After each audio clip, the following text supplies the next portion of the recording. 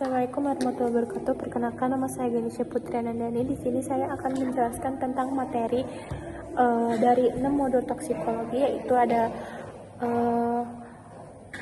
konsep dasar toksikologi klinik, pemeriksaan logam berat, pestisida, sianida dan karbon monoksida, NAPZA serta toksisitas obat. Di sini saya akan menjelaskan tentang konsep dasar toksikologi. Toksikologi klinik itu toksikologi klinik adalah ilmu yang mempelajari efek racun terhadap tubuh manusia, cara mendiagnosis, menangani dan mencegah keracunan. Racun dapat berasal dari obat, bahan kimia, pestisida, logam berat maupun zat adiktif. Tujuan pemeriksaan toksikologi adalah mengidentifikasi zat beracun, menentukan kadar racun, serta membantu diagnosis dan terapi pasien. Sampel yang digunakan antara lain adalah urin, rambut, isi lambung, dan jaringan tubuh. Yang kedua itu ada pemeriksaan logam berat. Dari modul kedua itu ada logam berat seperti merkuri atau raksa, timbal, kadmium, dan arsen dapat menumpuk di dalam tubuh sehingga menyebabkan penggunaan saraf, ginjal, hati, dan darah. Pemeriksaan dapat dilakukan secara kualitatif menggunakan reaksi warna maupun secara kuantitatif menggunakan spektrofotometer. Serapan atom atau AAS sampel yang digunakan biasanya itu darah, urin, rambut, atau jaringan tubuh. Yang ketiga itu ada modul pestisida.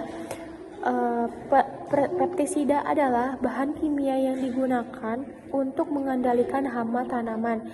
Paparan pestisida dapat terjadi melalui kulit, saluran napas, maupun makanan yang mengandung residu pestisida. Keracunan pestisida organosfosfat menyebabkan penurunan aktivitas enzim asetikolinesterase sehingga timbul gejala seperti mual, muntah, sesak napas, kejang-kejang, hingga koma. Pemeriksaan laboratorium dilakukan dengan mengukur aktivitas asetikolinesterase dalam darah. Selanjutnya yang keempat ada modul sianida dan karbon monoksida. Itu menjelaskan tentang sianida merupakan racun yang menghambat penggunaan oksigen oleh sel sehingga dapat menyebabkan kematian dalam waktu singkat. Sumbernya antara lain singkong yang tidak diolah dengan benar, asap kebakaran, dan limbah industri. Karbon monoksida adalah gas tidak berwarna dan tidak berbau yang berasal dari pembakaran kuat dengan hemoglobin membentuk karbon si hemoglobin sehingga mengurangi pengangkutan oksigen ke jaringan.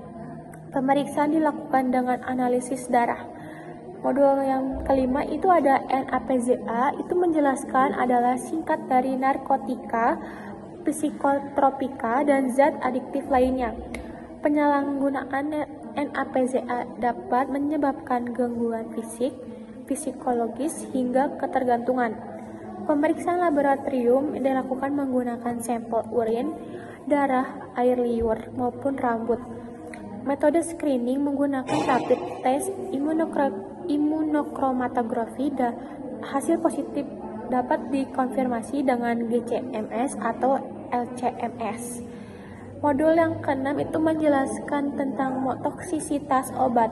Toksisitas obat itu terjadi ketika kadar obat dalam tubuh melebihi batas terapi sehingga menimbulkan efek yang merugikan. Penyebabnya dapat berupa overdosis, interaksi obat, gangguan fungsi hati atau ginjal, maupun penggunaan yang tidak sesuai. Pemeriksaan dilakukan dengan mengukur kadar obat dalam darah serta menilai fungsi organ untuk menentukan terapi yang tepat.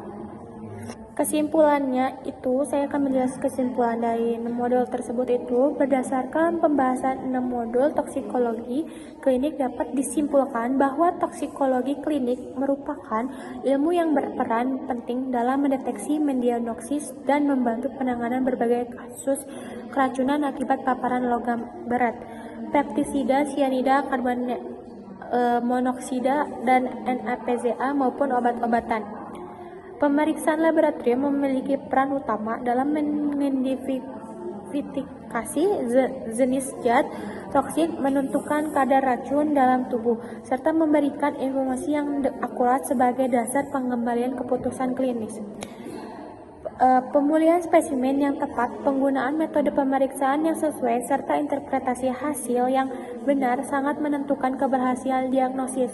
Selain itu, tenaga laboratorium harus bekerja secara teliti, mengikuti prosedur operasional standar, dan menjaga kualitas pemeriksaan agar hasil yang diperoleh valid dan dapat dipertanggungjawabkan.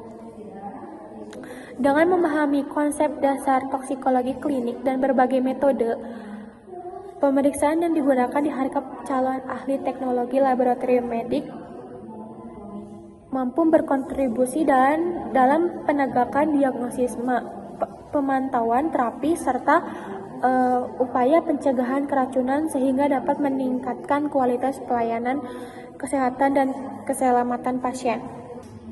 Selanjutnya itu saya akan menjelaskan tentang kesimpulan dari materi modul itu.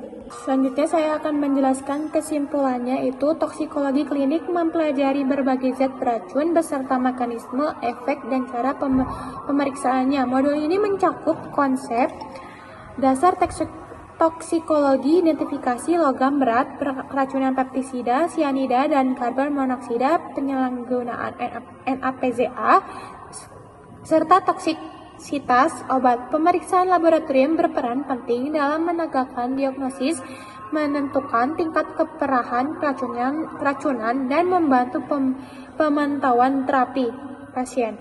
Sekian dari saya. Jika ada kesalahan kata bicara, kata ucap, mohon maaf. Assalamualaikum warahmatullahi wabarakatuh.